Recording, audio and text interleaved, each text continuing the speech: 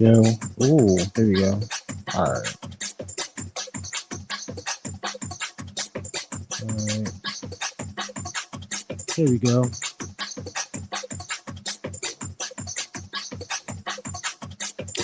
What up, though?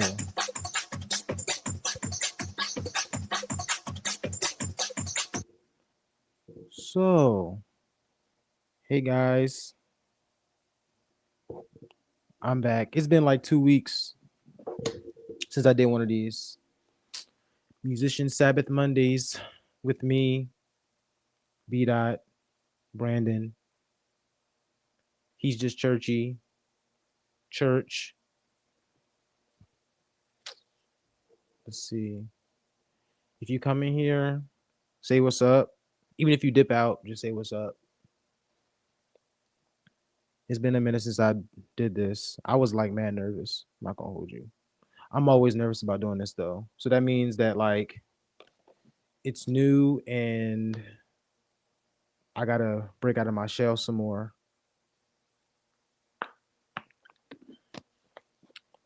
Sheesh. Let me see. This is gonna be fun. This is gonna be fun.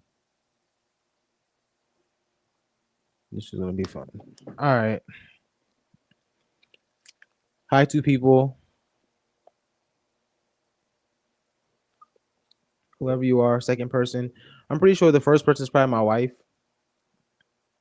Hello.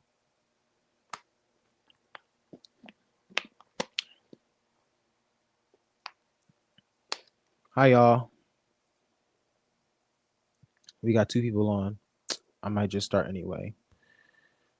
So I hope everybody's doing well today. Hope everybody's Sunday was cool. I probably don't have no musicians on right now. Hey, mom. Hey, Miss Janelle. I miss you. I might actually see you. I'm going to be doing a worship night on Saturday. Hopefully, I see you. I'll talk about that later, the worship night, because that's going to be fun too.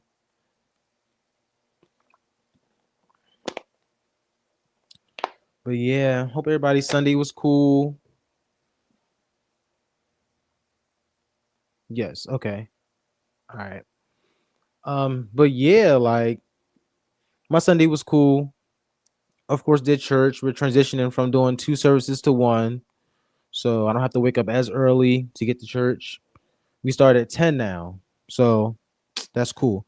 What's up to everybody who may be watching on YouTube and Twitch? Again, Twitch is like a whole nother world for me. Never did Twitch before. So that's like something I'm building from the ground up. So if you want to hear from Twitch or YouTube, say what's up. Same deal for Facebook. Say what's up. Um, let's go do this. Talk about rejection today or tonight. It's gonna be a fun one because this is definitely something that I know of very personally that I still kind of struggle with. Not as far as like taking rejection, but more so like how it affects my decision making. Yeah, that's definitely a thing. Um, but yeah, hopefully everybody's Sunday was cool. Do I have any Sunday stories? Nah, but I will say that at the church I play at, every every first Sunday, um, the men's chorus, or we have a male praise team that sings every first Sunday. That's always interesting because it's got that old school. It's like an old school feel to it, but they be singing their hearts out. They be singing hard too, singing their hearts out. So that's always a fun time. I'll go back and listen to my iRig videos, and I'll be like, bro, they singing with all their might. So that was cool, but nothing really too crazy. I just love playing drums. So anytime I get a chance to do that, I'm with it. I just love playing drums. That's just kind of what that is. I'll make the best out of any situation. I'll get my good laugh in, but I just like playing drums for the most part. Um, Trying to figure out what else. Only thing about doing like the second service is um so we have sound check now at 8:30. And of course, sound checks as they shouldn't be. Our sound checks aren't really long, really. So we're kind of just like we do the songs, we're done. And then the only thing is like we kind of just be sitting there for like almost an hour while everybody kind of starts coming in to get ready for service. So yeah, we kind of just be sitting there. So I grab a little snack, whatever. I think on Sunday I was eating hot cheese popcorn before service started because I had to get something in my stomach. And I didn't feel like spending no money, and I had that from like I think the day before at work or the day before. But yeah, like that was my Sunday. I got home, chilled with the fam. Did we go anywhere? I don't think we went anywhere. We just kind of chilled. Um, yeah, that's kind of what happened. Um, of course, I was actually kind of mad. That's what I was doing. I was watching Eagles game, annoyed. We lost. Like, bruh, come on, man. Like, I don't know what's going on with the offense, but Jalen Hurts and whoever the offensive coordinator is, they not locked in at all. Like, they kind of just doing what you can kind of tell when it's Jalen Hurts calling something. You can tell when it's the other dude. So it's like it don't mesh at all.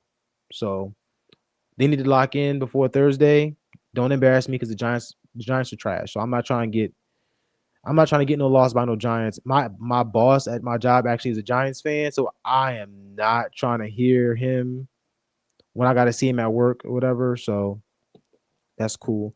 But yeah, outside of the Eagles game, I was just kind of chilling. It was a Sunday, so we're supposed to go somewhere for our uncle Lamont, but it got rescheduled, so we just kind of chilled. Um, yeah, but yeah, what I was gonna start off with, right, was the today. So I saw that Maverick City lost Chandler and Naomi. Chandler Moore, Naomi Rain. Cool. I'm not gonna lie, just for commentary's sake, it kind of brought me back to the Norm interview on the Isaac Curry show, only because I feel like what it came up my just in my imagination, I feel like it kind of came down to like representation in a way. Like even based on like the statements that Chandler, Naomi, and Dante put out after that interview, you could kind of see that what they were saying in their statements didn't really match what Norman's sentiments were in that interview. Like Norman's like his mindset was like we gotta just like it's business pretty much. Like it's business, we here to make money, whatever. While all of Chandler's, Dante's, and Naomi's sentiments was all kind of like I do this like for the kingdom, like I do this like to serve God's people, which is cool. But again, like it didn't go along with the sentiments of Norman. That's just from my that's what I got from it. Like I feel like that was bound to happen because like again, representation. It's almost like if you are playing for a church, right? You're a church musician. You're playing at a church, right? And you of course you have you're playing your part, but you have the MD, you have the minister of music, and then you have the pastor who pretty much oversees everything. Everything goes through the pastor. Cool.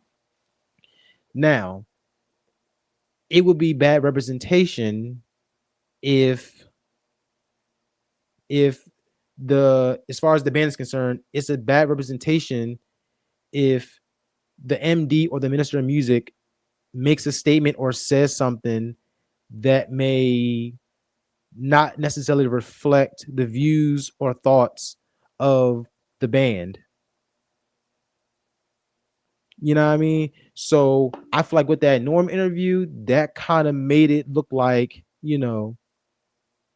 especially in my mind, think about the interview, especially when he was saying stuff like him bringing in producers and bringing in people to teach them how to sing like regular. Like depending on how you want to view it, like it's almost like you see it as like a kind of a slight because it's almost like it's like the opposite of the making a band situation, right? When Diddy put them people together, they didn't have no platform. They didn't have a platform. So, what I mean? Like whatever Diddy said kind of went and they just had to go with it. But with the Mav situation, it's kind of like they all had platforms on their own, but it's like they didn't have one as big as Mav. And again, when you have the front man on a big platform like that, and he's talking about, how we pretty much made y'all artistically when y'all were already kind of recording artists before him, but for him to make it seem like, okay, I did this, I put these people with you to make you sound like it's kind of like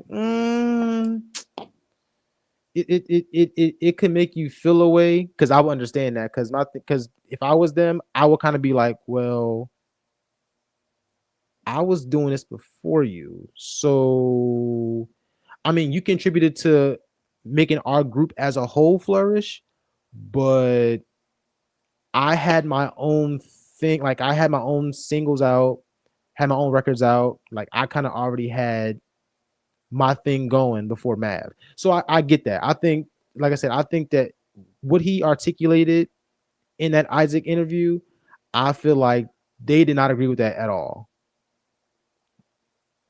I don't think they agree with that at all.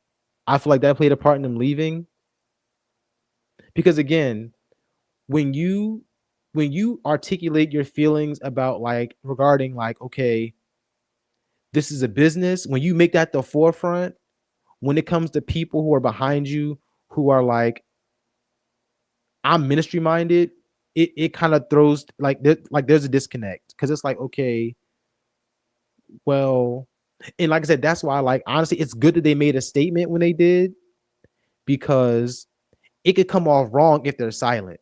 You feel me? Like it could come off like, you know, like oh they must believe it because they ain't saying nothing. Like they ain't said nothing. They ain't put out no statement yet. Like they ain't saying so they must be like they must all be on one accord. Like you know what I mean? So I think that's something that like that played a part in it. You know what I mean? Now I do kind of feel like I will say this because Dante Bo kind of did the same thing. I do kind of feel like they may still do work with Maverick City if there is still one, but it'll be under like their individual like brands. Like Dante Bo still does dates with Maverick City, but it's Maverick City. It's Maverick City with Dante Bo. It's Maverick City and Dante Bo. You know what I mean? And also too, this notion, I guess, against like finding talent, finding like I ain't gonna hold you. Like I feel like it's one of them things where like you didn't just lose artists though. Like you didn't just lose Dante, Naomi, and like they weren't just three people that were just in a group. You know what I mean? Like you don't just you don't just find new talent. Like I feel like that's not really possible. Like you don't find new talent. You feel me? Like they weren't just singers. Like they just weren't people that you just shove some songs in front of them and just told them to just go out there and sing that and make it sound good, make it feel good. Like nah, like they were the writers, they were the performers, and I feel like they were even producers. So I feel like it's not really as easy as just replacing them. You know what I mean? Like it's not as easy as just finding some people to fill in the gaps because again, they played huge roles. Dante, Chandler, and Naomi were the three. I ain't gonna lie, like I feel like there were more people in Maverick City, but those were the only three that I really heard of consistently. Like those were the three that when I thought of Maverick City, I thought of one of those three. When they would get awards about, songwriting awards or whatever, I would always see Dante's name, I would always see Naomi's name, and I would always see Chandler's name. So the notion of them being able to just find other talent, I feel like that's going to be hard to do because again, they weren't just people that were just like sitting and just like, okay, I'll sing it. Like, no, like they were the writers. They were the singers, the songwriters, and probably the producers as well. So it's like, you know what I mean? It's almost like when you're trying to replace a pastor, especially when that pastor, you know, did a lot for a church, or when that pastor, sowed into that church and people, people were impacted greatly by that pastor, and it's time to replace that pastor. It's not just as easy as just finding another pastor. Like you got to find a pastor who you feel like is going to impact the people in some kind of way, like the former one did. Not necessarily to be better than the pastor before, but to be like, hey, we got to find somebody that can have just as much as an impact, if not more. You feel me? So, yeah, that notion of like, they'll find other talent, you know, I get it because they had the whole thing of like paying for awards and paying for stream. Like, I get that. But I feel like when you've had an impact on people the way that they did specifically, it's kind of hard to just be like, oh, you'll just have to find somebody else. They'll find somebody else. Like, nah. Like, I feel like there's not gonna really be another Mav City. For real, for real. Like, even when Dante left, it was like, okay, it's still Mav. But when you start talking about no Chandler, no Naomi, so now you done lost Naomi, Chandler, and Dante. Bruh. Again, I'll say another example. Just because I'm churchy. He's just churchy. Like a musician, okay. When a pastor has that organist that can flow with him in any situation, he can play anything. He knows his hymns. He knows his contemporary stuff. He can do CCM. He can give you church. He can play all the praise breaks in the world. And you know, you got that connection with him. When it's time for that musician to go, or that musician finds, he finds somewhere else he could, he's relocating or he's doing whatever, like it's not as easy as just finding somebody else. Like I was actually talking to my wife about this a couple days ago. Like you're more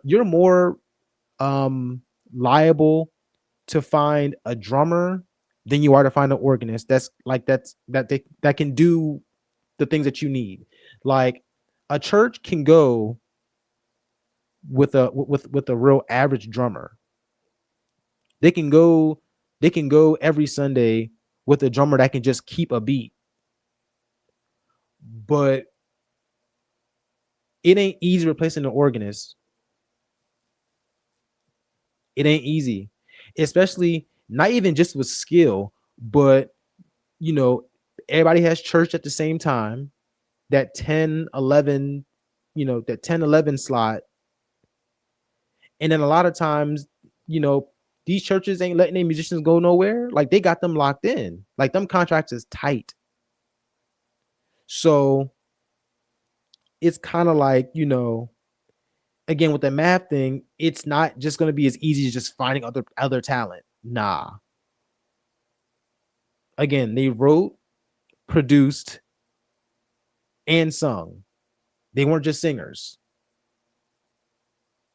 They weren't just they weren't just given some paper with lyrics on it and just told to sing it a certain way in the studio. Like nah. Like they were writing them songs. Like they were getting awards for their writing. So that's my thought on that. And like again, I'm a fan of Dante and Chandler. I don't really know much of Naomi like that. to really be like, oh, I love her. But you know what I mean, she's probably cool too. I just don't know much of her like I listen to Chandler and Dante. You know what I mean? So that's my thought about that. So tonight's topic, right? Rejection. Now, I got a few stories about this, bro. And it's crazy because again, like rejection can affect you in the short and long term. It sucks because it always sucks when like you're always more prone to remember stuff like rejection than you are to remember stuff like being appreciated or being accepted. It's a weird thing. You can I could give you a detail about a time I was rejected, which I will shortly. And it's crazy that I probably would have to sit and think of a time where I felt accepted or I felt, you know what I mean, or a story where I felt like I was appreciated. I would have to give you details. I would have to give you like details, and I probably wouldn't even remember the details for real, for real. And again, like everything else, I'm going to say like throughout the week, or whatever. Rejection is personal because like you can kind of get rejected by something, and something that has nothing to do with it can affect the way you think, the way you decide on things, the way you decide to approach things. Story one, I'm not gonna lie. And it could even, again, we talked about this last time, self-esteem. It could even get in the way of that. Something that happened when did it happen? Last Friday, right? And I felt bad afterwards because like I'm thinking in my mind, like, bro, you still had this issue. You gotta stop. So I went to my big sis, Kayla Johnson. She had a birthday shindig or whatever, and we went. Cool. So she has a husband. Her name is his name is BJ. That's my guy. That's my bro. That's big bro right there. And every time he see me, and it's something like, and we're around some kind of like setting of like music, he be pulling on me to play. And I'm not gonna lie, it catches me off guard because like I'm kind of the person that be like, I gotta see it coming sometimes because I want to prepare myself. Like I want to like make sure that like I know like what I'm about to get myself into or what I've allowed myself to get into. Cool. So I'm thinking like, okay, it's a dinner and I'm there to eat food. Like I'm there to like I'm about to go ham. Cool. Not thinking about the fact that number one, Kayla sings. The whole household, honestly, the whole family is musically inclined. Let's just start there. The whole family is musically inclined. Kayla sings, her daughter sings, her son Simeon, that's my bro too. He plays drums, monster, definitely one of the best in Delaware, for sure. And then I think those are the main ones. And BJ plays. So not thinking about none of that, BJ comes up to me and was like, yo, I need you to play. I made that face like, I'm like, ooh, like, and I'm thinking like, for what? Like, why?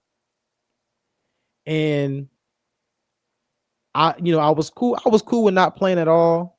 But this is the part that kind of convicted me and checked me about my self-esteem and even me maybe feeling rejected. So there came a point in time of the dinner, the birthday dinner, where um they were singing happy birthday to Kayla, and BJ and Simeon had they had gotten up to go to Kayla's table to sing happy birthday, right? Now they're singing happy birthday. There was somebody on keys. One he's a homie that I know from social media. I think that was our first time meeting in person.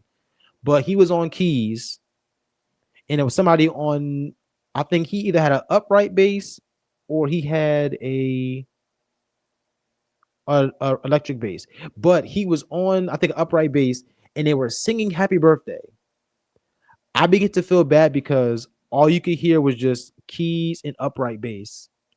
And in that moment, I was like, I could have been up there playing. I felt so awkward. I felt so awkward. I felt so awkward. But again, that's because number one, self esteem, of course, but the source of the self esteem comes from being rejected.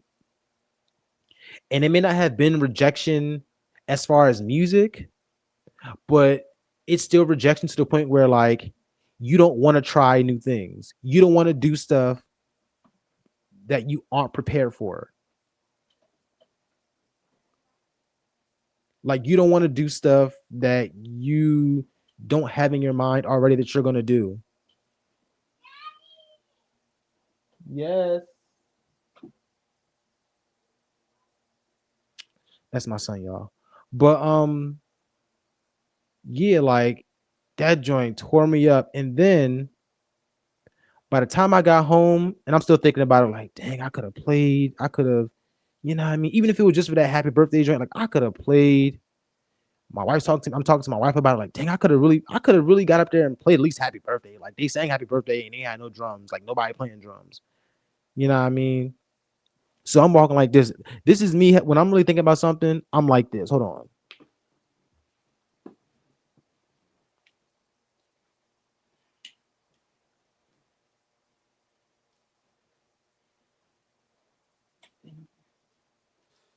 Man, I should have played. Dang. They were saying happy birthday. I could have went up there and played the drums. You never know who could have been there and heard me play. I didn't get to play. I didn't. You know what I mean? I should have got up there.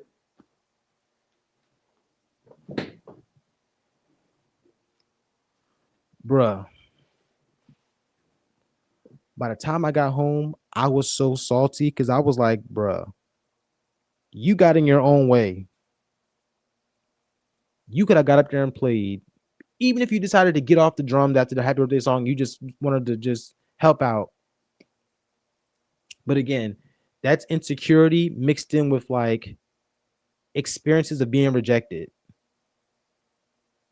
or feeling rejected without actually being rejected by somebody.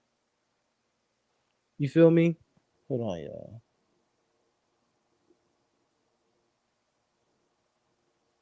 Like that's the crazy part. And that's the thing about like stuff like fear and rejection. A lot of time it's an illusion.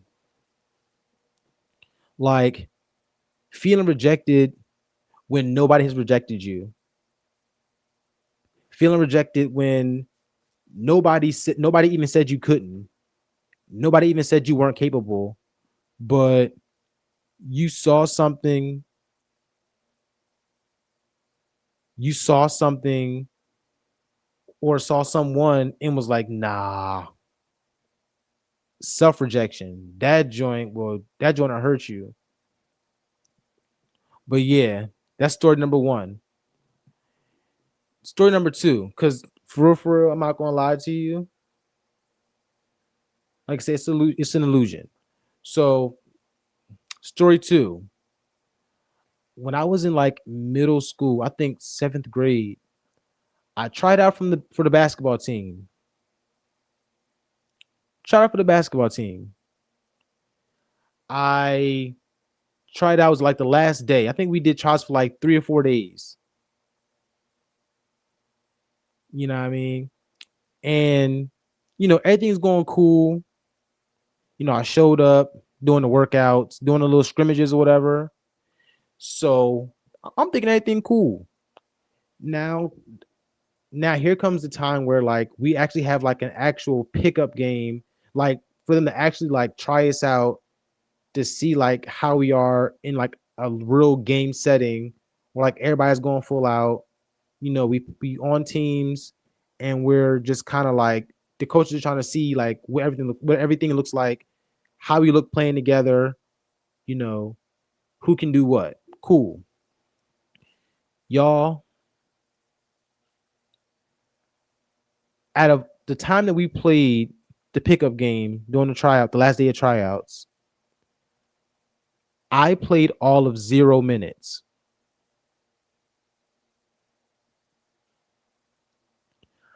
I played all of 0 minutes. Now, I don't know why I did this, but when they put up the paper, um, the sheet that shows who made the team and who didn't, I don't know why I thought I would have a chance when I didn't even play in the actual pickup game to them to determine who was going to be on the team. I looked on that mug and didn't see my name. So, and the funny thing is, he probably don't remember this, but the coach at the time of the basketball team is actually a deacon at the church I play at now. Let's start there. That's the crazy part. He's literally a deacon at the church that I play at now. And he probably don't even remember. But like I told you, a lot of times being rejected, it's like it's like a stain in your mind. Like you'll remember that always. And when you do get accepted, you'll be like, okay, that was nice. But then you'll remember the time when somebody played you. It's weird. But I said all that to say, like that kind of like that was like my first experience like with rejection for real. And I remember asking him, I think it was maybe a month or two. I don't even know how long ago it was, but it was a while after. It was a while after all that. I think basketball season may have been over or may have been ongoing or whatever. I asked the coach. I was like, Coach, I ain't gonna say his name. I was like, Coach, like how come I ain't make the team? Buddy said, uh, he didn't want me to get hurt. Like, and I'm like I said, I'm a person that internalizes a lot of stuff. So if you ever tell me something crazy, unless it's like crazy disrespectful, I'm not gonna give no like crazy out loud reaction to it. So when he said that, I was like, huh? Like what? Like, but I'm also thinking like anybody can get hurt though. Like getting hurt on a basketball court is not a size thing. Pause. Like getting hurt on a basketball court is not like confined to, your height. And again, back then when I was in seventh grade in middle school, I was short. So I believe I was like either one of the shortest or the shortest. I think I was like the second shortest person that was there. Now I think the person that was shorter than me, he was good. But I'm like, for you to not even let me, like, bro, like you rejected me from even playing on the scrimmage or the pickup game because you ain't want me to get hurt. Like what? Like, bro, honestly, I would have rather the coach said that I just wasn't good. Like rejection stings when it's for something stupid. I ain't gonna lie. Like rejection is like something like it's one thing to be rejected, but it's another thing when you rejected for something that you can see as dumb. Like again, I'm thinking in my mind like, okay, so you thought I was gonna get hurt. Again, I'm like, you could have told me that I just wasn't good enough. You could have just told me that you had made up your mind already that I wasn't gonna make it. But you said because I was small that you felt like I was gonna get hurt, that you were trying to save me from getting hurt. Like, bro, come on now. Like, coach, that's come on. Wild work. So yeah, man, like that was like one of my first experiences with like early experiences with rejection. And then also I remember also, I ain't gonna hold you, for as short as I was kind of bold. So I wasn't again middle school, trying to get at some girl middle school. Now I was very quiet, so I did not really like talking to people. So I had somebody try to put me on. You know what I mean? I try to have somebody put me on and be like, "Yo, like, you know what I mean? Tell her that I'm trying to see what's up." Cool. Homie came back to me and was like, "Nah, she not with it." I was like, "Nah, what happened?" It was like, "You too short." Dang.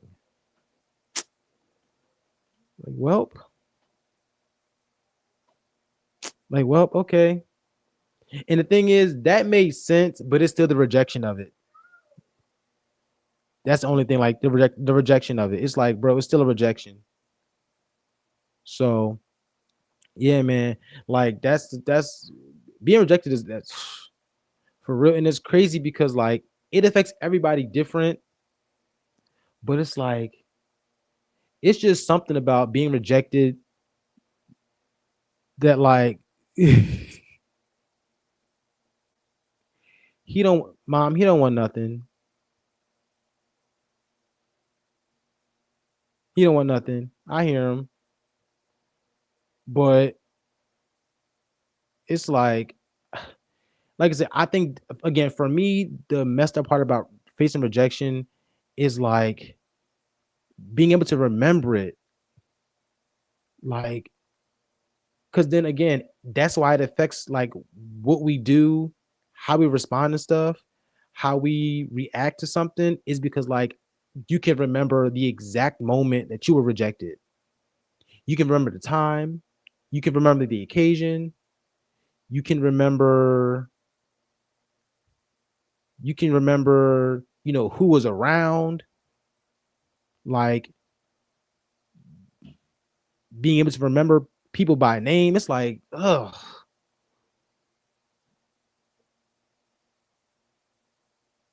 yeah, yeah, mom. It's like, and it's like you be wanting to like do stuff, and it's crazy because like that rejection is an issue for you, but when it's time for that rejection to be like put aside in real time, you be like, man, like I want to do this.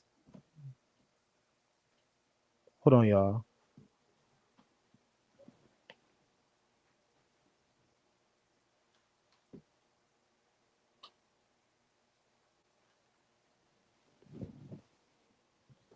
But yeah, that's the only thing about like rejection is that when you want to put something like when you want to do something, you're in position to like lay your rejection to the side and lay your letdowns to the side.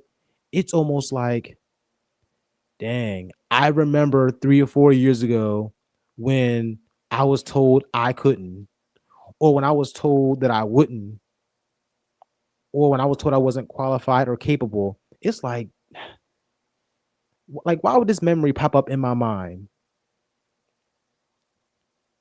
You know what I mean?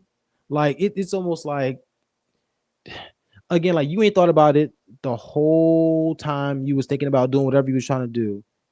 But as soon as you about to do it, moments before, it's like, sheesh. I remember the last time I tried to pursue this. It's crazy. It's crazy. Rejection, it can be annoying. Like I feel like facing rejection, I feel like it's like an ongoing process. Like I feel like, and this is how I feel about it too. Because like in church, I feel like people make it seem like when you're delivered from something, they make it seem like once you're delivered, like that's just it. Like you don't ever have to worry about it ever again.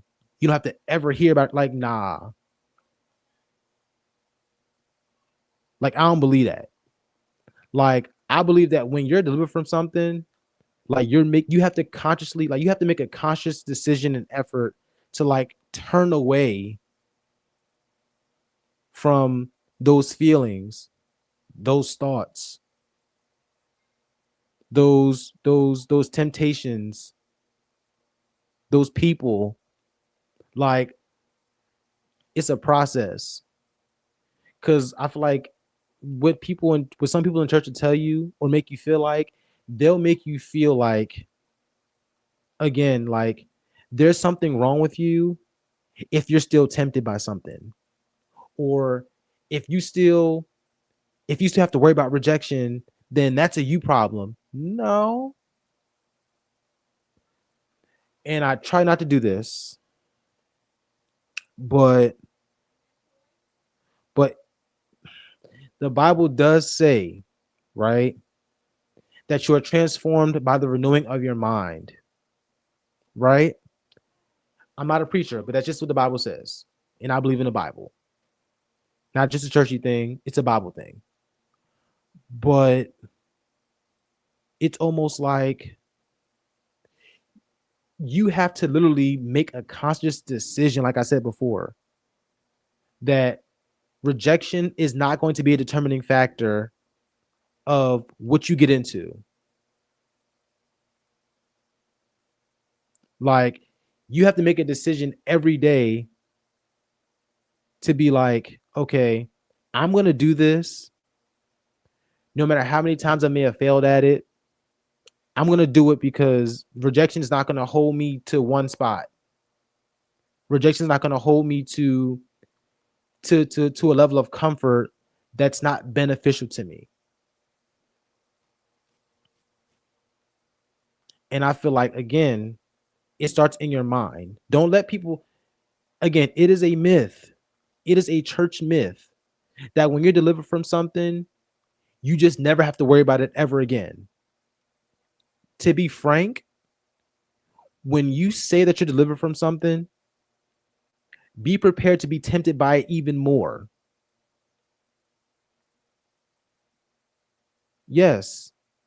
Yes. Yes, because even rejection turns into resentment. And especially because, again, when you're rejected by something or someone, you tend to remember every detail. So when you see that person, or when you speak to that person, or you see a picture of them on social media, or you see a reel, or you see them doing well, or you see them, you know, getting attention, a lot of attention doing something, again, all those details of rejection come back. And now you're salty because you're like, they shouldn't even had that because I remember how they did me.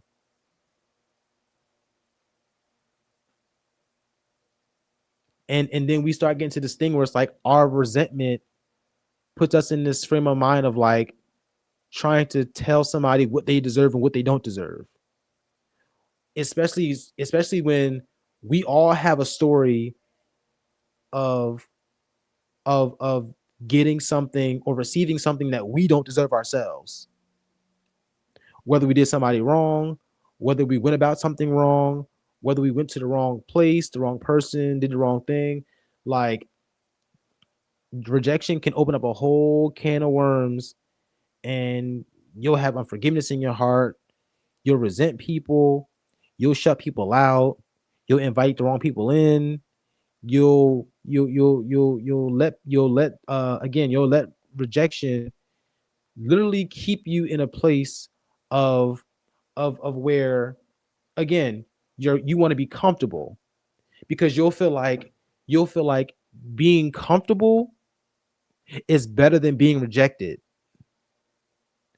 You'll feel like being comfortable is a step ahead better than being told you're not, or being told you can't. That'll preach. I ain't gonna lie, that'll preach. But that's a real thing that people don't talk about. We talk about things in with face value, but now, like, you will literally look at somebody's picture. You'll literally see how well they're doing, and they'll have a part in, rejection, or a rejection of you, and you'll be like, and whatever they did to you happened like 10 years ago. Or you or you get rejected, and since that rejection, you would just rather be comfortable, even if you know that it doesn't grow you, even if you know that it necessarily isn't moving you to where you're trying to go. But you'll take comfort over rejection.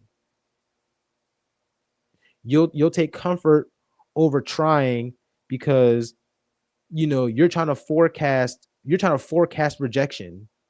Like you're trying to forecast your next moment of rejection, not even knowing that if you try again, you may actually strike gold. You feel me? Like, and I think that if I could say anything to anybody, I would encourage you to like go for it anyway. Let the feeling of rejection go again, and it's gonna be an ongoing process. I want to reiterate this too to people. Honestly, if you go to church, if you don't go to church, don't let anybody tell you that deliverance means that you'll never go through X, Y, and Z again. I'm telling you, I'm telling you, that's not true. Deliverance is a process. Deliverance is a process. It's not something that, it just magically goes away because you said, get it out of here. Shut up, devil. Just, get out of there. Nah. It's a process. It's going to take more than you shouting, church people. It's going to take more than a praise service. It's going to take more than just saying, I'm delivered. It's going to be some stuff you're going to have to say no to every day. For real. It's going to be some stuff that you're going to have to reject every day just to make sure that you stay in focus, just to make sure that you're not allowing a rejection to influence how you move or how you feel about something, how you feel about someone. Another rejection story. So I said I was going to actually say this in my post like 2, 3 weeks ago. So the job I work at, I'm a merchandiser, and we merchandise in a store that sells alcoholic beverages. Okay. And for the past couple 2, 3 weeks, we've had like different like celebrity athletes come to the stores and do these like photo ops, signings, you know, cool. Let me just say before I go, and Mom, I don't know if you're still on here, but Brandon Graham came to the store I was merchandising at, and I took a picture with him and met him. He's dope. He's mad cool. He's mad cool. Um, the place was, I ain't gonna say packed, but it was a line full of people just waiting to see him. He's cool. He took a picture with everybody. He showed up on time. He was cool. Now this is when the real story comes. So the week or two after, I feel like it was like 2 weeks after that, Shannon Sharp comes. Shannon Sharp comes. He has this cognac. Now, mind you, this cognac he has only comes in one size of a bottle, and it's like this big. It's like this big. Okay. Not only that, but the bottle costs like 90 something dollars. Right. So he's at the store. First of all, he was supposed to be there for only an hour, from 1 to 2, which I'm already like, for all that, you could have just stayed where you were and just, you know, offer to send people a signed bottle. Cool. So he's done signing. Also to note, the turnout was not even that great. So it's not like he was there just signing away all day. He, first of all, he was like 15, 20 minutes late for something he only had to show up for an hour. So, it's all done. People are, nobody's, getting their bottle signed or whatever. So I really was really skeptical about getting a picture with him because I was like, do I want to? I want to be hype, you know what I mean? It's Shannon Sharp, okay. So I wait till I'm leaving work, clocked out, and I go to the area where he was signing his bottles or whatever. And the lady was like, "Hey, did you want to, did you still want to, take a picture?" And I was like, "Well, I mean, sure. Like, is it too late?" She's like, "No, no, no, go ahead." I go past somebody that worked for the store, and they're like, "Oh no, go ahead. You straight. Go ahead." So I go in the area where he's at. He's sitting there twiddling his thumbs. He ain't doing nothing. You know what I mean? It ain't like the man was, it ain't like the man was sitting, you know, for hours just signing his bottles. Like it's not like he was like the again, the turnout wasn't that great. So there wasn't like a line full of people like there was for BG. So I walked up to him, was like, how you doing, Mr. Sharp? I'm a big fan of your show because I do watch Nightcap. You know what I mean? That don't be funny sometimes when I get a chance to watch it. So he's like, thank you. I was like, if it's cool, what I mean, can I get a, do you mind if I get a picture real quick? So he looks at me, chuckles a little bit, and he's like, did you buy a bottle? I was like, nah, I don't drink. Now, I don't drink cognac. That's just not my, first of all, people my age are not going to parties bringing cognac. Like that's not the drink of choice for any party of a millennial. Ain't nobody saying, "Hey, before you come over, um, run to the store and get us a bottle of cognac." Ain't nobody doing that. So already with his cognac line, like who you trying to reach? like who you trying to reach? Because ain't nobody talking about no cognac. Nobody. Ain't nobody trying to, you know, party off no cognac. Even if I did drink it, even if I did drink, I ain't thinking about getting no cognac. That ain't it. Even when I was drinking heavy, like not heavy, but like even when I was doing that stuff in my younger days, I wasn't drinking no cognac. That just is not. That's not what our. That's not what my age group does. Like I was talking to my father-in-law about it. Like we both was like, cognac is something that you drink when when you when you like at the crib by yourself in a rocking chair just chilling. Like you ain't sitting here talking about, yeah, I'm gonna bring the homies over. We gonna get some cognac. Nah. Anyway, I digress. But he looked at me and I told him I was like, nah, I don't drink. So he was just like, all right, well, I'm sorry. I was like, yo, I looked at him, and then I guess whoever he was with was kind of like, yeah, this ain't that.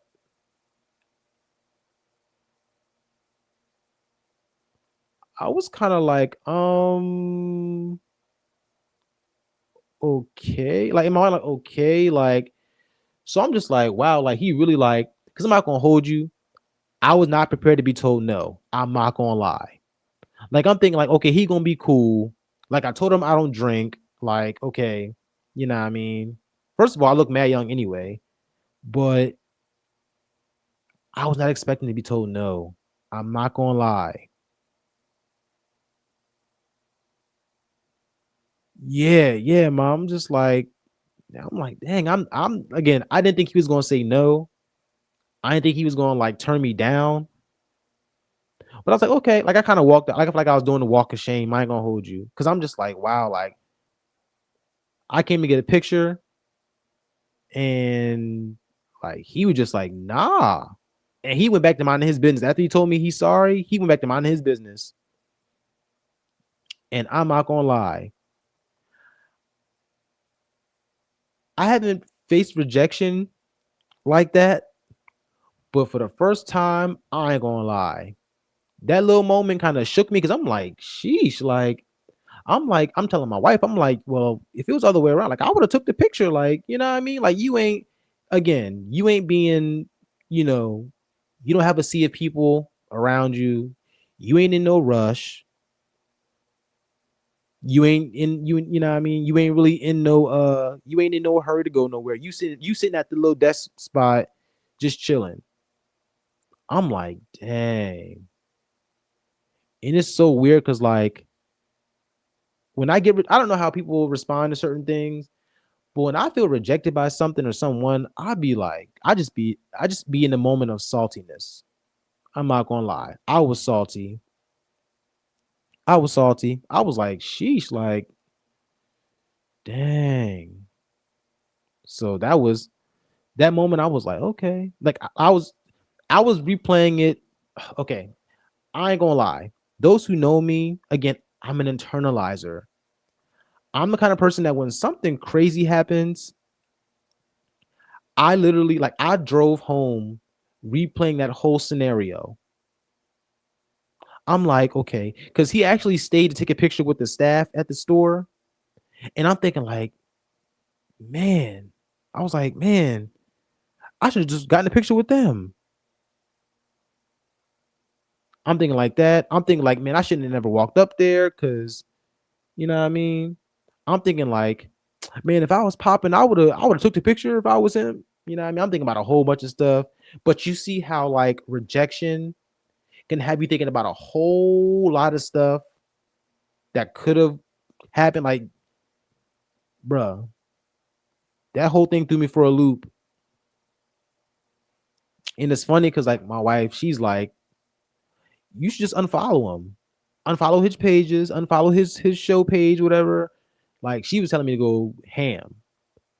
I, I haven't done it yet, I guess, but even then, I'm just like, bruh, that again, I'm driving home, replaying the entire thing as if me and Shannon had a whole conversation, and he just was like, "Let me have it." Yeah, yeah, mom. Yeah, I pray for me with that because again, like I'm a thinker and I'm an overthinker, so when something happens, especially if it's something that I'm like not really, it's not favorable. I kind of think about it, like I kind of like really be in my head, like it really be, yeah. So yeah, man, like rejection is something.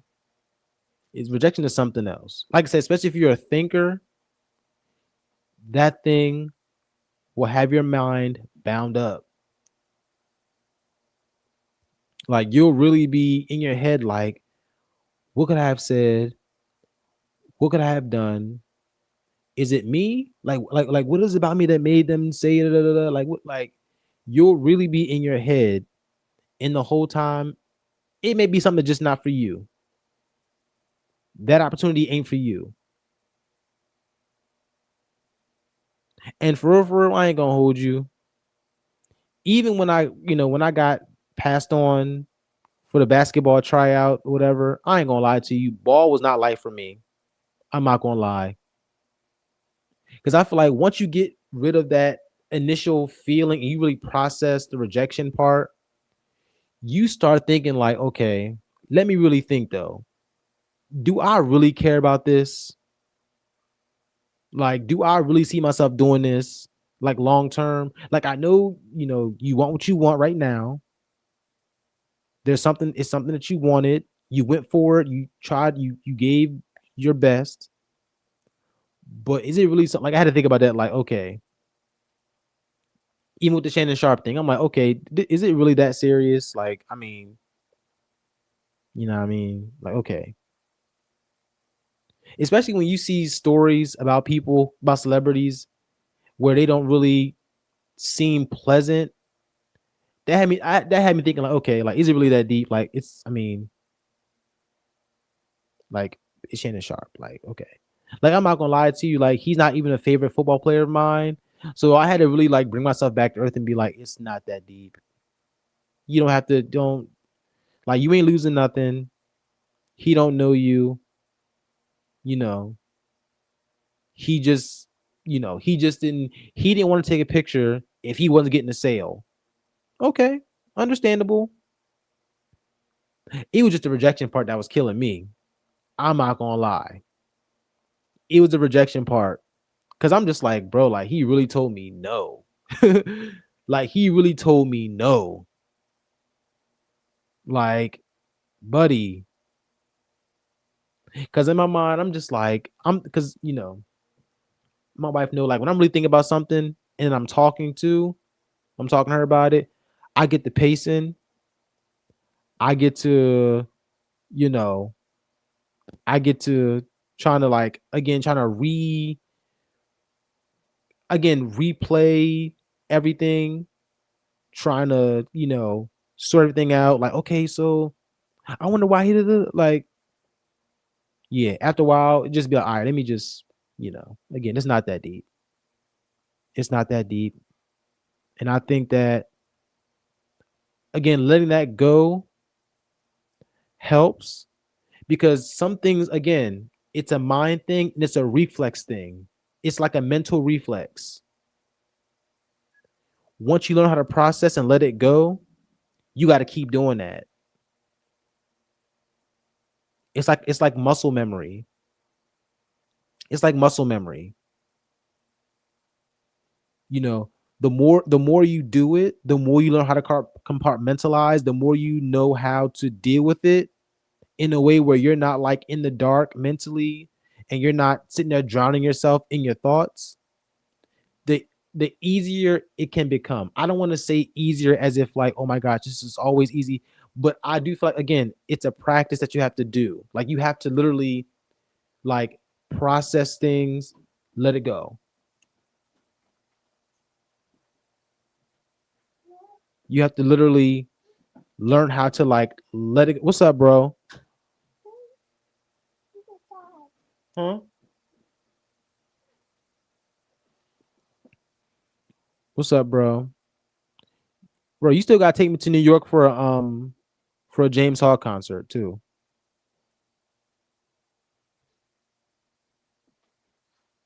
I'm trying, bro. I'm trying, bro. I'm trying. Oh yeah, I heard James Hall got a little concert in like a couple months too. But yeah, yeah, man. I ain't gonna lie. Not in here. Go, not in here. Can you go in your room? Can you go in your room?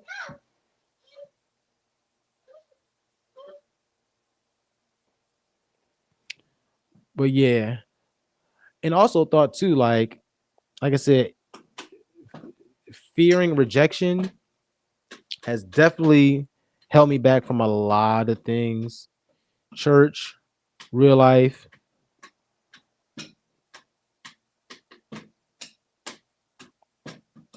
All right, bro. I'm gonna text you. I think I got your number still.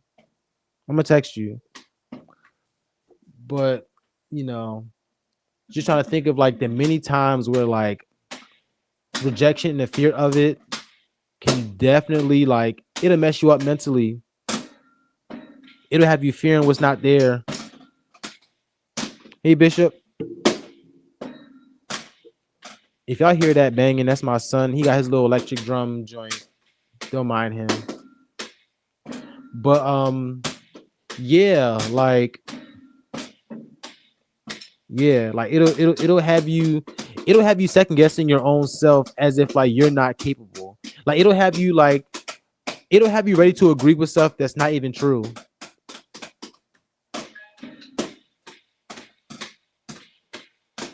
So yeah, man. Again, that's still something that I'm still working on daily. But I'd be lying if I said that Shannon Sharp didn't shake me up, boy. That joint shook me. Just for a little bit. Just for a little bit though. It kind of shook me. I'm not gonna lie. Cause I ain't felt like that in a minute. So I was like, yo, this I'm not gonna lie. I was like, this nigga really told me no. Like he really told me, like, nah, I'm good. Like what? I ain't gonna lie to you. I was like, man, forget you and your little funky cognac. I'm not gonna lie. That was my thought. I was like, man, this cognac nasty anyway. That was my thought. Cognac nasty anyway. I don't drink that anyway. But yeah, man. All is well though. I definitely, again, like I said before, it's an ongoing process. You gotta keep telling yourself that what happened then ain't now. I'm not what I was those years ago when I was rejected about X, Y, and Z. Like, I'm not that person. I don't think that way. I don't look that way. I don't speak that way. I don't remember things that way. I don't react that way. And of course, people will be like, I tried that, but it don't work. But like the real effort is when you actually apply it in real time, real talk. Because trust me, it's plenty of times where I've been like, when I do X, Y, and Z, when X, Y, and Z happens, I'm going da da da da. And then in real time, something happens where I gotta react in the way that I'm saying I'm gonna react, and I'd be like, "Oh, I can't do that. I don't know if I can do that." So yeah, it definitely takes effort. A lot of stuff is mental because again, you'll be rejected from something, even if it happened years ago. And it's weird how you can literally, like I said, literally remember everything to the last detail. It's almost like a celebrity, right? When a celebrity, like a celebrity that people love, all their comments for the most part will be like, "Oh my gosh, you're so cool, you're so beautiful, you're so, you're so generous." Da, da, da, da. You get that one comment, and it seems like that celebrity reads past all the positive stuff to respond to that one negative comment. Like that's how it be when you're dealing with rejection and trying to like work through it.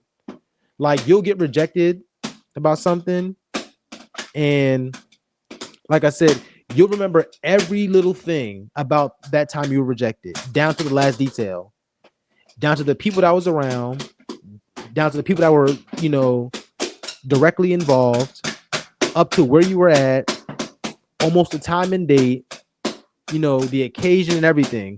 Like, bro, it's nasty work. It's nasty work. So that's what I want to encourage somebody to do is like really like work on like really exercising like how to process it. Because I think even with processing something, you can process something to where it makes things worse for you or it can get better.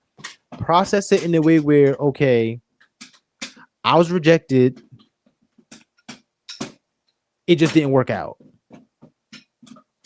Because I can say it just didn't work out and go on to the next thing.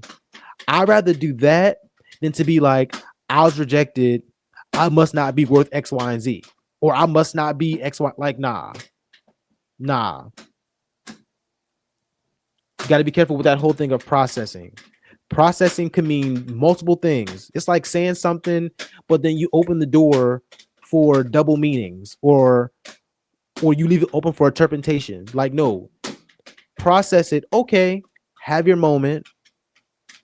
But what we not gonna do is be like, okay, you were rejected and you might as well just quit doing whatever you're doing because you're not this or you're not worth that. Nah. You just say, hey, I was rejected for this, but it just wasn't for me. It just didn't work out. Like that's where you got to be with it. That's where you got to be with it.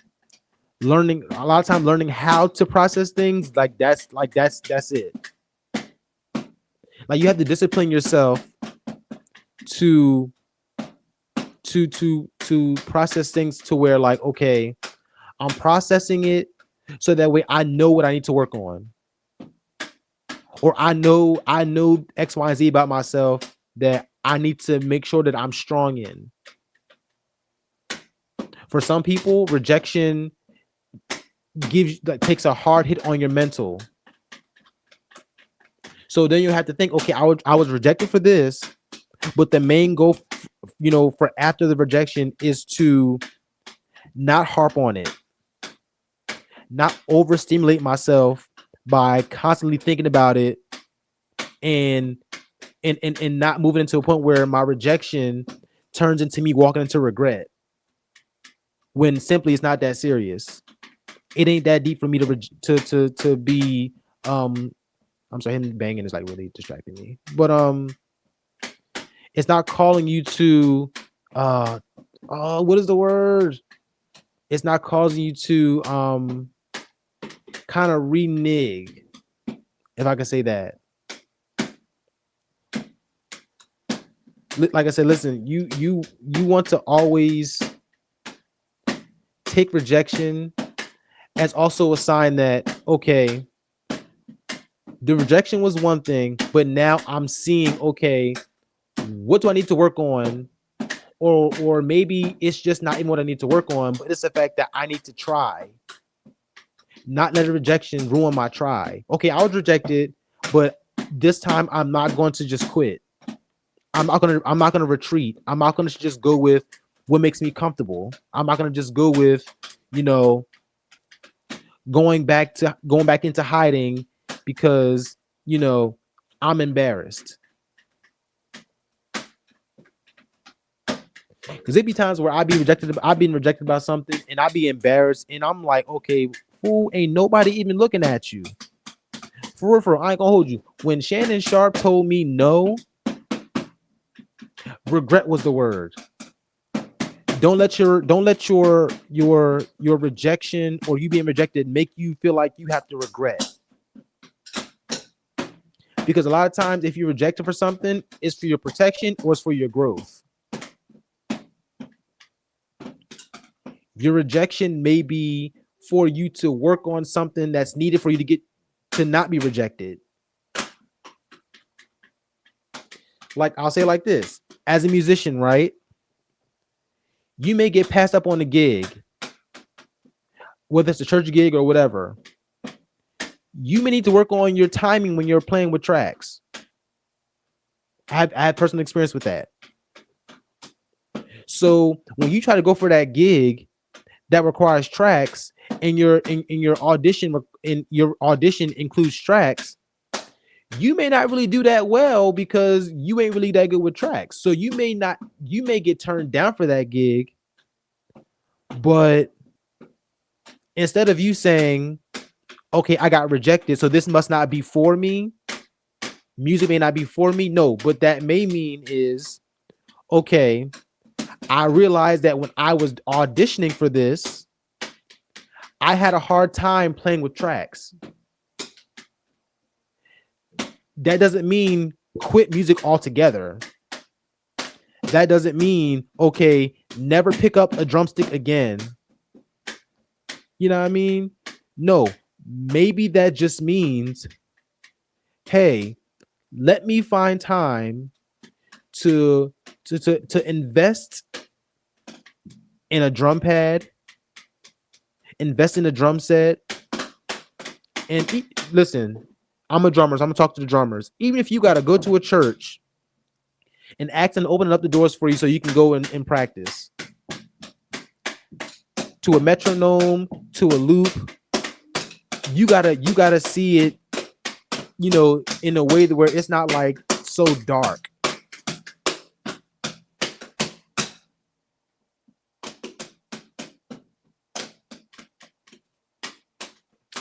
You gotta see it in a way where it's not so like, oh my gosh, I have to forfeit this.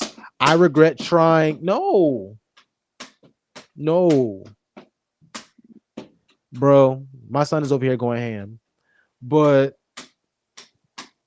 yeah, like, you know what I mean? You gotta ultimately, for real, you are in charge of how rejection affects you. If you are rejected by something and you give up on it, it's not the person that rejected you's fault. And I don't want it to sound like I'm victim blaming, but a lot of times, you can't let somebody control your narrative. You can't let somebody, make a decision for you that what you're trying to pursue is not for you. Again, speaking as a musician, if your audition includes playing to a click and you aren't really good at playing to clicks, and that be the reason why you don't get that gig, again, instead of saying maybe music isn't for me, you should probably say, hey, I wasn't good playing with tracks. I wasn't good playing with a click on that audition. I should probably work on that. Invest in myself. Like Braden's doing.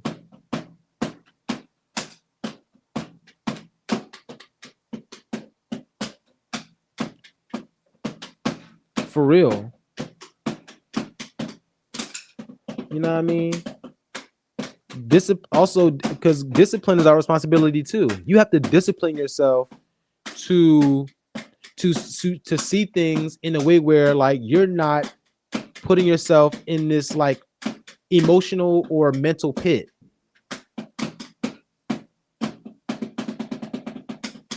Because if I always went with how I felt after I was rejected, I would probably be stuck in a place where like I'm doing things to please somebody who ain't even seeing me. You know what I mean? Like I said, rejection can take you in a whole roller coaster of things, and it's like, bruh. Like I said, when I got rejected by Shannon Sharp for a pick, I'm not gonna lie. I took that walk of shame, and I kind of realized that, like, bro, like nobody's even looking at you. Like nobody's even looking at you. Nobody even knows that he told you no. Nobody knows. So yes, that's something that would even again, it's homework for me too. Like nothing I'm talking about is something that I'm just like throwing out. Like I'm dealing with this like in real time too, in real life too. On how to handle rejection, on how to handle being told no or not yet, or knowing when I myself isn't ready for what I'm pursuing. Because the rejection may not be a slight to you either. Rejection just again maybe for your protection, so that way you're not embarrassed due to a lack of being ready. Some of us need to be rejected by something. Some of us need to be rejected in order for us to prepare better, or to become more prepared, to get our character in order, to get our skills in order, to get our personalities in order. Because yeah, you cool on your instrument. Speaking again to musicians, you cool on your instrument, but your personality is trash. You need to get rejected from that position. You need to get rejected from that audition, because later on down the line, you got the gig, but your bandmates can't stand you. Real talk.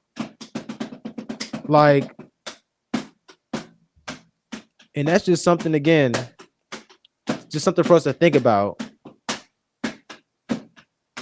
For real, bro. People, I don't want people to see rejection as like the end all be all, because it's not. It's not. And again, coupled with insecurity is dangerous, because again, it'll make rejection feel like there's something about you personally, when there may be somebody who's more ready, more prepared, or something that's just not supposed to happen. It's not supposed to happen. This is going to sound churchy. I'm not trying to be deep, but the Lord knew that I was not going to get that picture with Shannon Sharp. He already knew. So there was no need for me to take it personal. There was no need for me to even, think all those crazy things, while I'm riding in my car, because it's okay.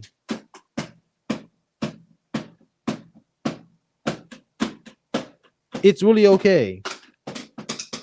I had to calm myself down. Again, dealing with rejection, I had to really like think to myself, like, hey, it's not that big of a deal. It's okay. It's cool. It's cool. Don't overthink it. Don't overthink it. Don't think there's something wrong with you. Don't you don't have to in that situation. I don't want to say I regret it because it's not like he, what I mean, came out of pocket or anything, but you don't have to regret it. You don't have to feel like, I should have bought that bottle because I definitely wasn't buying that bottle. No. No, no, no, no, no, no. Definitely wasn't doing that. So, you know what I mean? I could use that $100 for something else. I could use that 90 something dollars to buy some groceries or to, you know, to put that toward a bill. For real. So I think a lot of times it's not always the fact of being rejected, it's how we handle it.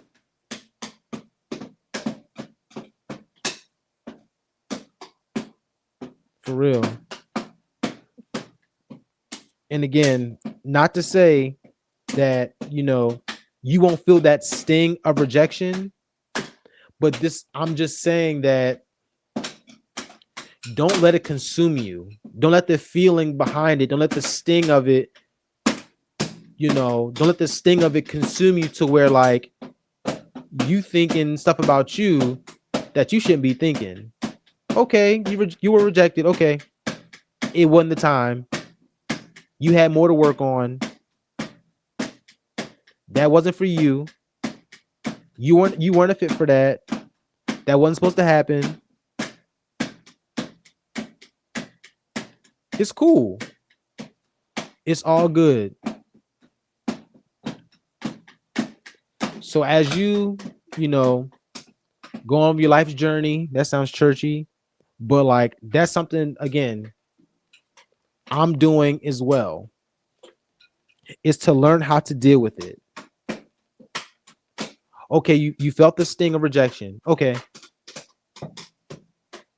Okay, you having your feeling. That's why, honestly, oh gosh, okay, I'm not trying to preach, but even in the Bible, right?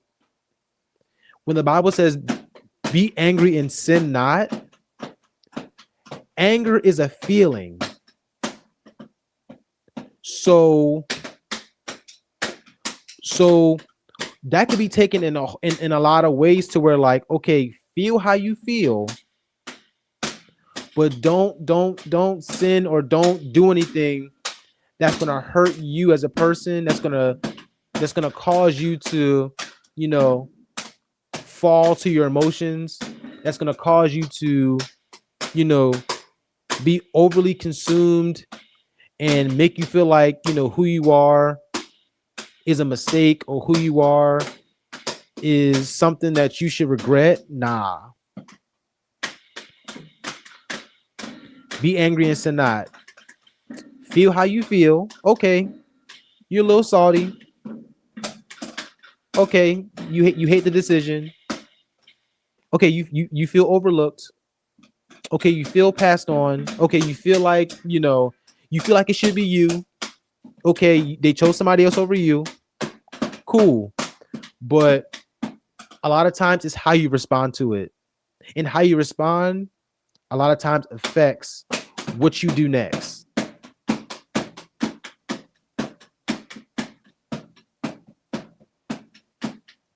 And that's real. That's real. So before I go, I want to just encourage somebody. I wrote a post yesterday that kind of goes with with what I was saying. I'm gonna close with this. I sound like a preacher. I'm gonna close with this though. I made a post about, being called, to places that aren't our preference. I want to encourage somebody to simply not be afraid of what's next. I feel like a lot of times we miss things because we think the answer is always to retreat. We think the answer is always to go back to what we know, go back to what's comfortable, go back to, what we've always known. And for real, that gets you stuck.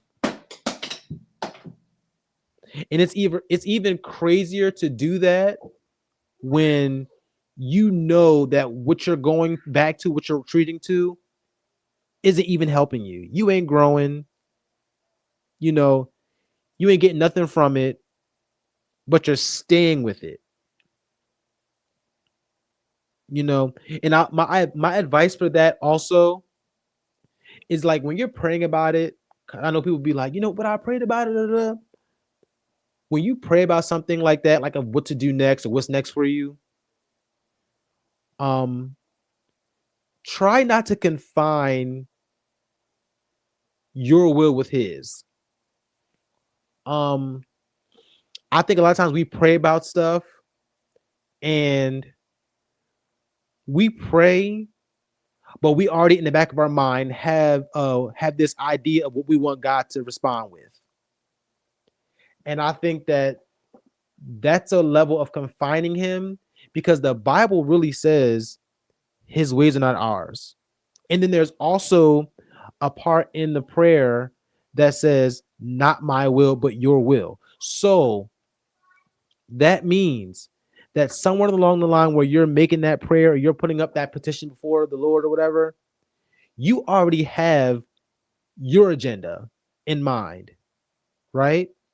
But when you say, not my will, but your will be done, you're literally saying, I know what I want, but your way, I'm acknowledging that your way is better. So if I got to lay my will down, I will do that to get what you have for me, to obey you. Not trying to preach, but that's how you have to go through it, man. Especially when you're trying to go, when you're trying to, going after something that's new. Because a lot of times when God responds, I'm not gonna lie, a lot of times it is not what you want to hear. You know, you'll be like, Lord, I need, I need help, paying my phone bill. And his answer may be, um, stop buying them snacks. And you'll be like, stop buying snacks. Stop going to Wawa for lunch. Make your own lunch. And you'll be like, what? What you mean? Like, what do you mean make my own lunch? Like what? You know what I mean? Whole time, if you look at your bank statement, them Wawa orders is adding up. Them $6 hoagies adding up. Them classic wheat rolled turkey hoagies is adding up. You almost spending $10 a day, and then wondering why your account be looking kind of crazy.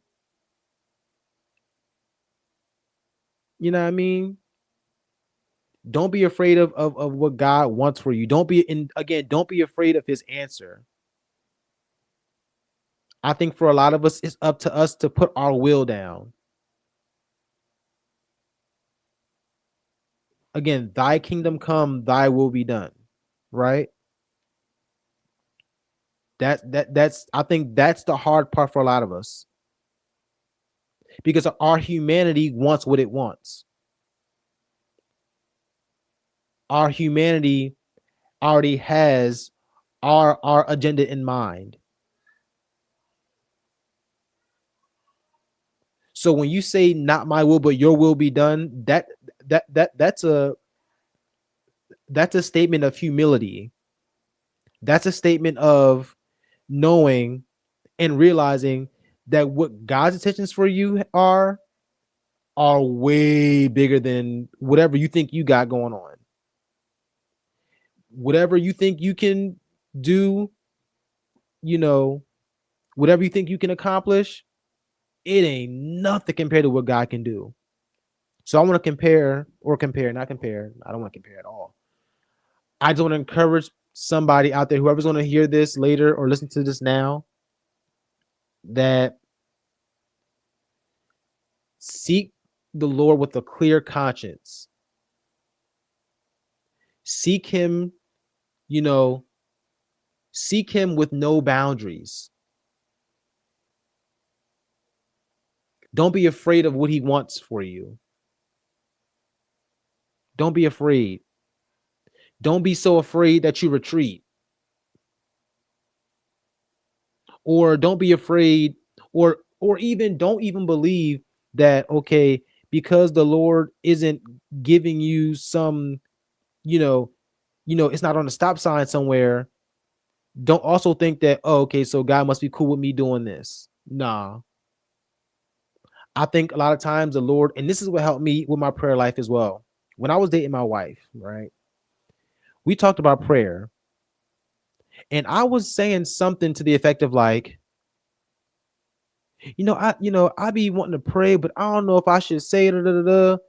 The one thing that really got me to pray, like really to really hone in on that praying daily, was her telling me, like, the Lord wants to hear from you. Like, what do you mean? What do you mean?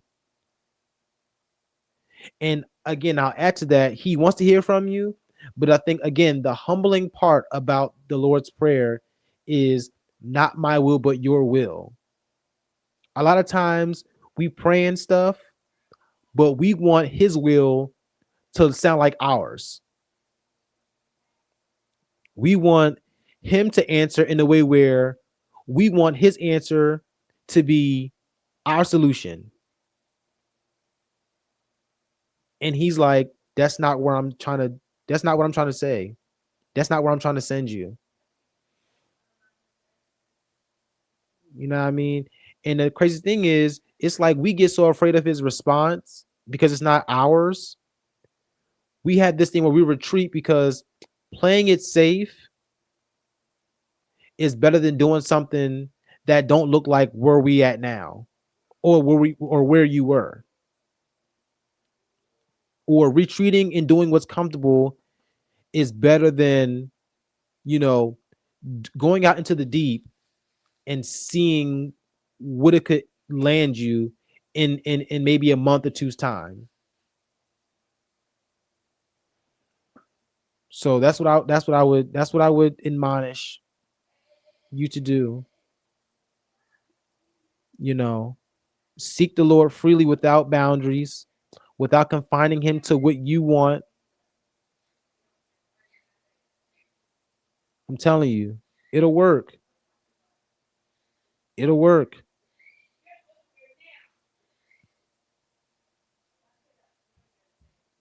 Yeah, bring nobody get in trouble. But yeah, next week,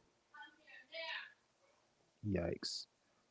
Um, I will be talking about what in let me see. Okay. So for next week, I'm going to be talking about um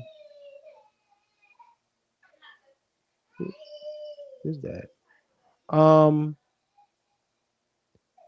Separation and consecration. It sounds a little deep, but I'm gonna like make sure it sounds like something for the people who aren't like saved, sanctified, Holy Ghost. Separate and consecration. So separate and consecrate. That's where we're going with it. So next Monday at 7, we're gonna dive in. Honestly, I ain't gonna hold you. Like all these topics, my vision is actually to do these topics again, but I want to do like a +1 edition, and I want to have to where like I have guests on here. So once we get this thing popping, we gonna do it for real. I'm telling you, like my vision for this is so big. And the wonderful part about having a vision is that God will take whatever vision you have along with his plan and will for it. It will make that joint so big, it will scare you. So I can't wait to see like what the Lord like does, what he shares with me, like what he like shows me with this. Cause again, this is gonna be amazing. I can't wait. Like I said, I'm gonna, you know, again, I got a robe on too.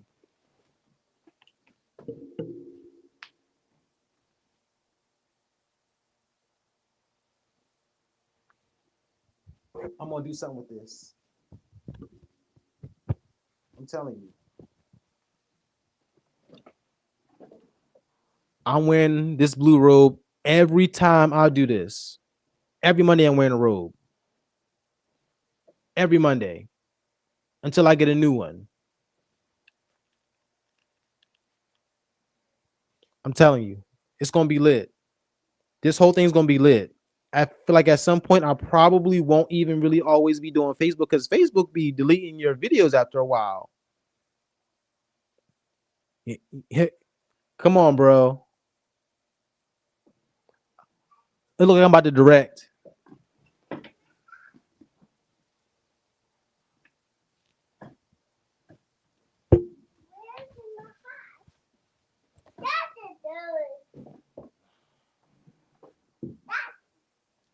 So yeah, I'm churchy for real. So I'll be back next Monday, 7. Oh, and let me say this before I go too. So I'll be at a worship night. Hold on, let me look for that thing. Hold on. Hold on, y'all. I gotta look for this. I'll be on drums for a worship night with my family, like my church family, and it'll be on the hold on, let me see. It's gonna be on the 11th. The 11th at on Saturday. Saturday, the 11th at 6 p.m. at Church on the Rock East.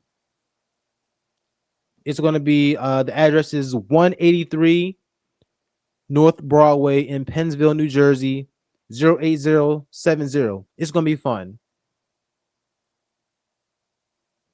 And this is my first time saying her full name, but this is the it's in your room. It's gonna be but yeah, it's my first time saying her full name. But this is a worship night um by Shablina Bateman. She can sing. And she got my homies and my fam from my young bull days singing behind her. My girl Danielle Borley, she plays bass. She's like, I feel like every time I hear her, she like really surprises me with something. So that's gonna be fun. And the homie John Webb. This is our first time playing on the same gig together, so this should be fun. Again, this is it's actually called our Reasonable Service Worship Night. So make sure y'all come out to that if you're in the area. Come out to it's free, no cover or nothing like that. Just a worship night. Again, that's this Saturday at 6 p.m. at Church on the Rock East. And again, that's located at 183 North Broadway in Pennsville, New Jersey. Zip code is 08070. We're gonna have fun. I'm not gonna lie. I can't wait. And if I could, I would wear this robe.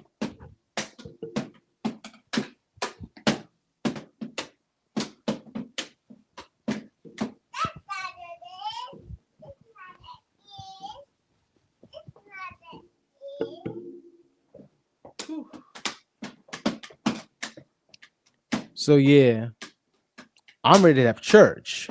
Okay. So so yeah. If you're able to come out, get there early, have a nice time just worshiping the Lord. I ain't gonna hold you. Whoever came up with our reasonable service, that's church. I'm not gonna lie, that's church. I might get up and shout for real, for real. But yeah, y'all. Till next time. Thanks for everybody who joined in, who got on, even if you didn't really say anything. You know, Cedric, look at my robe.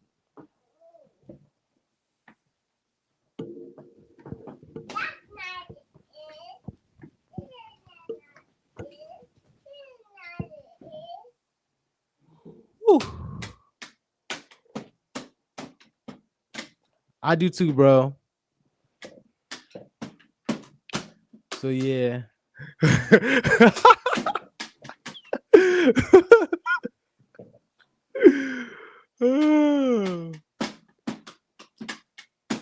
That's funny, bro. I definitely Cedric, me, you, and Britt got to get together. Like for real, for like this nonstop comedy with us three. We got to get together. We really do. We gotta get our group chat back lit.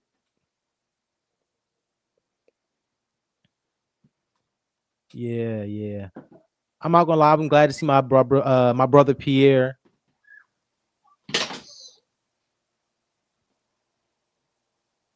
So yeah, let's do it. That's what I'm saying.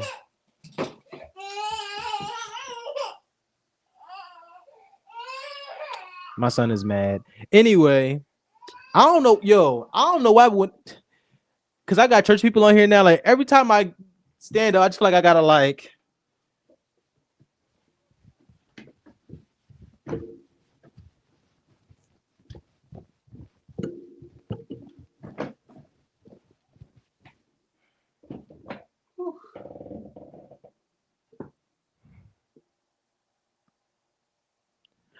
Pierre, I ain't seen you in so long.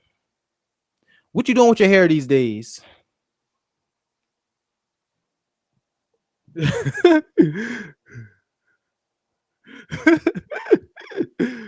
Oh, that's funny. Yo, I peep too. Your sister doing her thing too. She always been a beast though. I'm not gonna lie. She always been a monster vocally. Always. But yeah. I can't jump like I used to. Okay. Okay. All right. I can't jump like I used to, y'all, because I be getting tired fast now. I ain't shouting in a minute. I ain't gonna hold you. I'm not gonna hold you.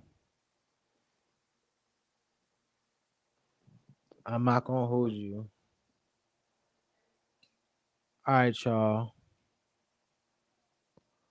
I'm gonna head on out. It's about to be 9 o'clock. You know what? I ain't gonna lie. I completed my goal. I wanted to be on here for more than an hour. So that's good.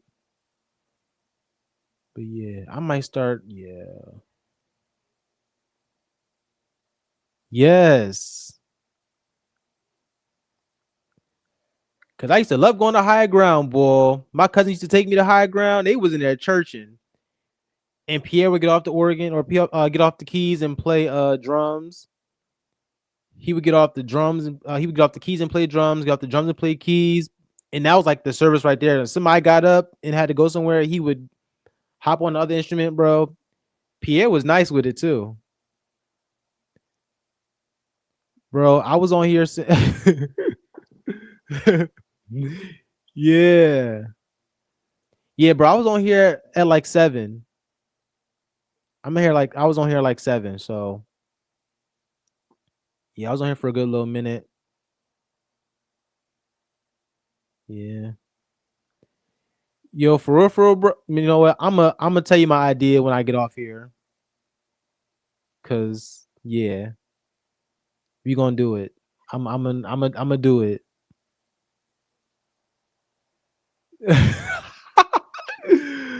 Oh yeah, man. Yeah, man. I'm telling you, I'm gonna do this so much. So bro. I'm not gonna have time to have no 9 to 5, bro. Real rap. This is gonna be a big deal. This is gonna be a big deal. And plus, when I start doing these +1 joints, I'ma definitely need you, Cedric. I'ma definitely need you. Definitely. I got 4 people. Just guess whoever didn't see it.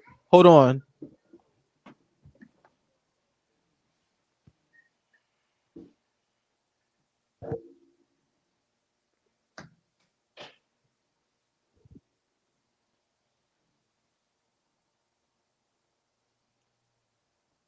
Joy to the world, the Lord is come.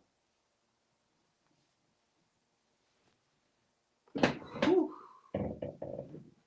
Lord.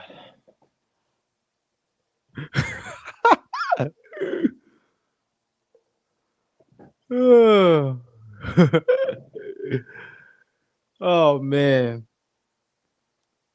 I love a good robe. I ain't gonna hold you. Like I don't sing on choir, so I don't be getting to wear the robes and all that stuff, but I'm telling you. It's something about that robe that just makes me feel extra churchy. I don't know why, but yeah, I feel like I got a little extra Holy Ghost. But yeah.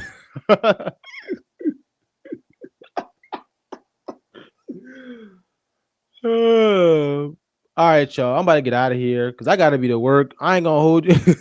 Exactly. I gotta get up for work early, so I'm gonna catch y'all next week. And thanks for tuning in this week. I ain't gonna hold you before I say that before I go. I almost didn't get on but I'm trying not to get used to like not being on. So the last 2 weeks I was like, oh my gosh. Ugh. But yeah. Yeah. Right. So yeah. Yeah. This is good. This is gonna be fun. I can't wait. I can't wait. Yeah. This is gonna be awesome. But yeah, y'all, I'll talk Keegan.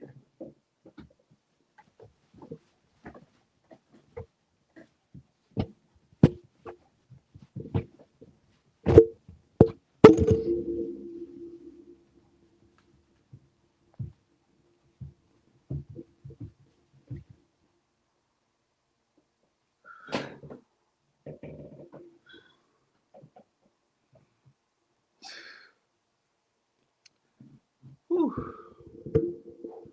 I'm sorry. I got these church people on my live now. I got y'all done stirred me up a little bit.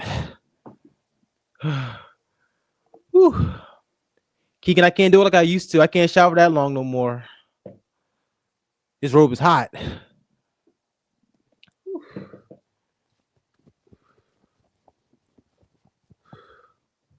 Okay. I'm getting off here for real now, y'all. I'll see y'all next week. Peace. Whew. Thank you. Oi. Whew.